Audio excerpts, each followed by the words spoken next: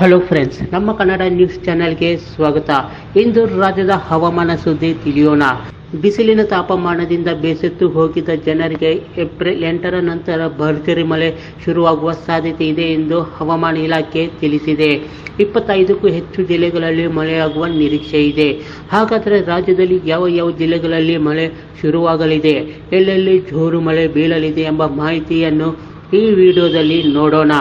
April 9ರಿಂದ 11ರವರೆಗೆ ರಾಜ್ಯದ ವಿವಿಧ ಜಿಲ್ಲೆಗಳಲ್ಲಿ ಮುಖ್ಯವಾಗಿ ಕರಾವಳಿ ಮತ್ತು ದಕ್ಷಿಣ ಒಳನಾಡಿನ ಜಿಲ್ಲೆಗಳಲ್ಲಿ ಮಳೆಯಾಗುವ ಸಾಧ್ಯತೆ ಹೆಚ್ಚಿದೆ ಎಂದು ಹವಾಮಾನ ಇಲಾಖೆ ತಿಳಿಸಿದೆ. ಹವಾಮಾನ ಇಲಾಖೆಯ ಪ್ರಕಾರ ಏಪ್ರಿಲ್ 8ರಂದು ರಾಜ್ಯದ ಕರಾವಳಿ ಭಾಗದಲ್ಲಿ ಮಳೆಯಾಗುವ ಸಾಧ್ಯತೆ ಇದೆ.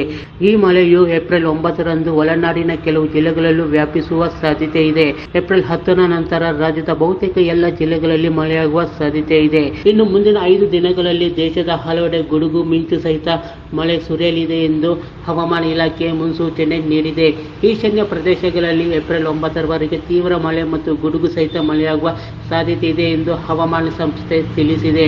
ಏಪ್ರಿಲ್ 6 ಮತ್ತು 7ರಂದು ಅಸ್ಸಾಂ ಮತ್ತು ಮೇಘಾಲಯದಲ್ಲಿ, ಏಪ್ರಿಲ್ 5ರಿಂದ 9ರವರೆಗೆ ಅರುಣಾಚಲ ಪ್ರದೇಶಗಳಲ್ಲಿ ಮತ್ತು ಏಪ್ರಿಲ್ 8 ಮತ್ತು 8ರಂದು ಒಡಿಶಾದಲ್ಲಿ ಭಾರೀ ಮಳೆಯಾಗುವ ಸಾಧ್ಯತೆ ಇದೆ ಎಂದು ಹವಾಮಾನ ಇಲಾಖೆ ತಿಳಿಸಿದೆ.